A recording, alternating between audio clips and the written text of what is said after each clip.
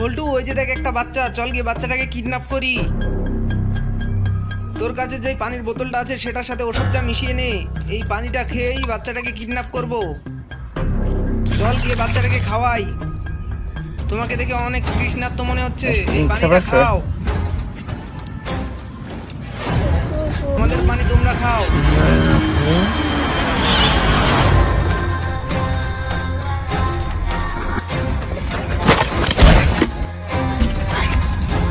বল্টু, বাচ্চাটা পালিয়ে যাচ্ছে, ওকে ধর।